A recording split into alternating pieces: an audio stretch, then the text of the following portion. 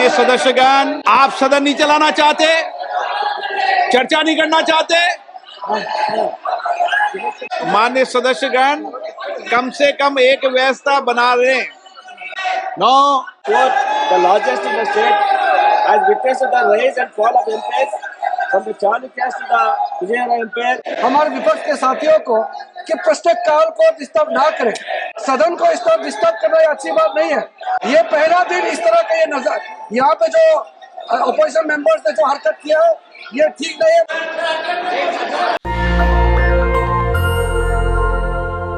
माननीय सभासदों, माननीय अध्यक्ष जी,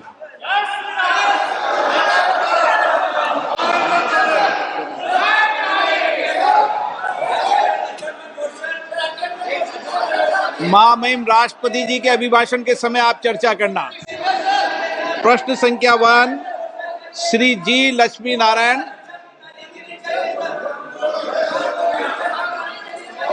माननीय मंत्री जी, पटल पर रखा गया नरसंहार हुआ है। माननीय सदस्य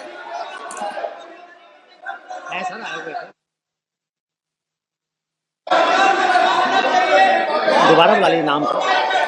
श्री जी लक्ष्मी नारायण। माननीय सदस्यगण, एक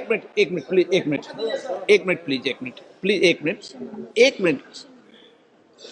माननीय सदस्यगण, महामहिम राष्ट्रपति जी ने कुंभ के बारे में भी चर्चा की है, इसलिए आप जब महामहिम राष्ट्रपति जी के अभिभाषण के अंदर जब अपने विषय को रखें तो वो विषय भी आप रख सकते हैं।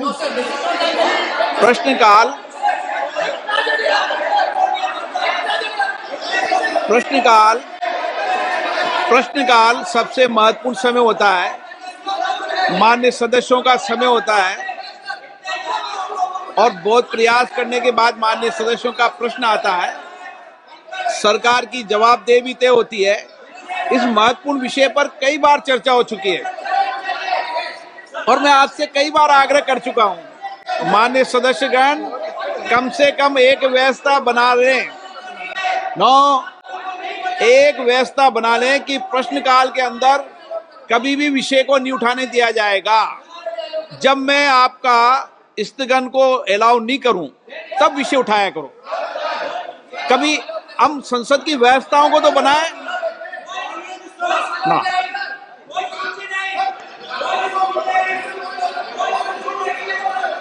आप सदन नहीं चलाना चाहते, चर्चा नहीं करना चाहते? माननीय सदस्य। So thank you, Speaker sir. Question number 1, which was my supplementary ka. While the National Culture Fund has successfully facilitated the restoration of numerous historic monuments across the country, I would like to bring attention to Gupti Fort, located in my constituency of Anantapur, sir. This majestic fort, the largest in the state, has witnessed the rise and fall of empires from the Chalukyas to the Vijayanagar Empire, the Mughals and the Marathas, sir, and even the British. Strategically located near NS 44, NS 67, and the Gupti railway station junction, sir. It holds immense potential to become a key tourism hub. However, the fort is currently in the state of neglect. A proposal of 60 crore for its restoration has already been submitted under the NCA petition remaining pending, sir. I would like to ask the Honorable Minister if the government will take up this project at the earliest and expedite its approval to ensure the timely restoration of the Gupti Fort, sir. Thank you, sir. माननीय मंत्री जी। माननीय अध्यक्ष महोदय, under the provisions of National Culture Fund, the financial arrangements are being done by the donations what we receive or the money what we receive as a contribution from the companies and PSUs through CSR. So primarily and predominantly, the funding agency, they take a call and give us the priority.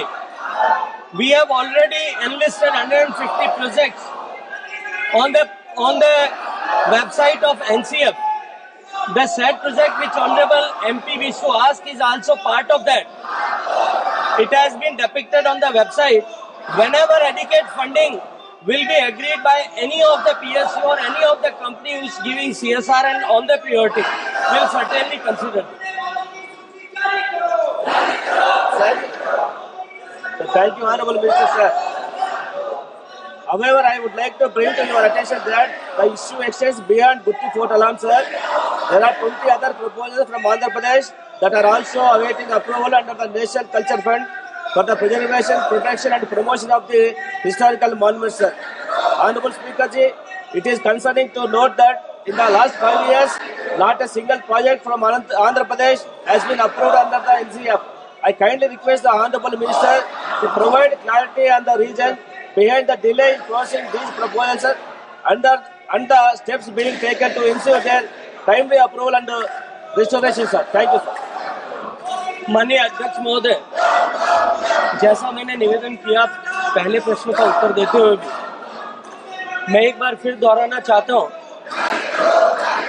कि national culture fund के 150 जो ऐसे monuments की सूची हमने already website पर प्रकाशित की है, उसमें 21 ऐसे प्रोजेक्ट आंध्र प्रदेश स्टेट के हैं।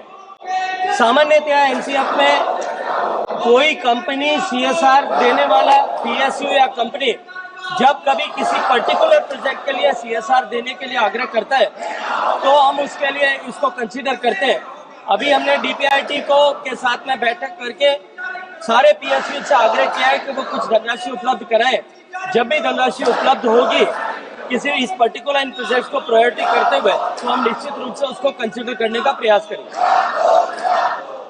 माननीय B Ramesh ji, Bonus Fund has proposed for water channelling and strengthening of Buddhist rock cut, stirrups and repairs of caves, and their use of structural charya with 3 crore cost estimate. The project proposed also provides for a public amenities and landscape of gardens. Kindly, Minister, Honorable Minister, has to see on this. फिर मैं वही निवेदन करूंगा कि हमने उसको सूचीबद्ध किया है, उस पर धनराशि उपलब्ध होने पर निश्चित रूप से उस पर कार्रवाई की जा सकती है।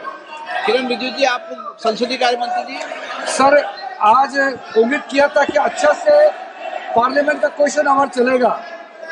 माननीय अध्यक्ष जी, आपने बार बार अनुरोध किया है, बार बार आग्रह किया है हमारे विपक्ष के साथियों को कि प्रश्नकाल को डिस्टर्ब ना करें, और ये प्रश्नकाल मेंबर का होता है, सरकार को सवाल पूछना होता है। आप लोग सरकार को सवाल नहीं पूछ के सदन को इस तरह डिस्टर्ब करना ये अच्छी बात नहीं है।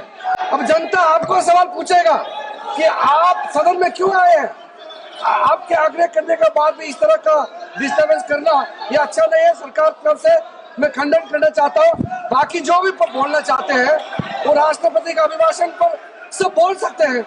ये पहला दिन इस तरह का ये नजर यहाँ पे जो अपोजिशन मेंबर्स ने जो हरकत किया है ये ठीक नहीं है। मैं सर इसका खंडन करता हूँ। श्री राम शिरोमणि वर्मा, प्रशांत पोडले, नाम शिरोमणि बोल रहे हैं। मल्लू रवि।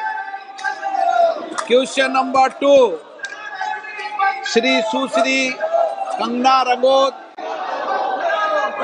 रनौत, सुरेश कुमार कश्यप। अध्यक्ष महोदय, प्रश्न संख्या 2।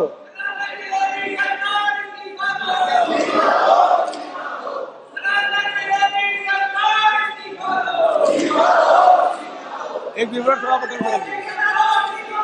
अध्यक्ष महोदय, नेशनल दस्तक की आपसे गुजारिश है कि अगर इसको बचाना चाहते हैं तो नेशनल दस्तक को सब्सक्राइब करने के लिए रेड कलर के सब्सक्राइब बटन को दबाएं, फिर बेल आइकन की घंटी दबाएं। नेशनल दस्तक को बचाने के लिए बहुत जरूरी है कि हर खबर को शेयर करें, लाइक करें, कमेंट जरूर करें।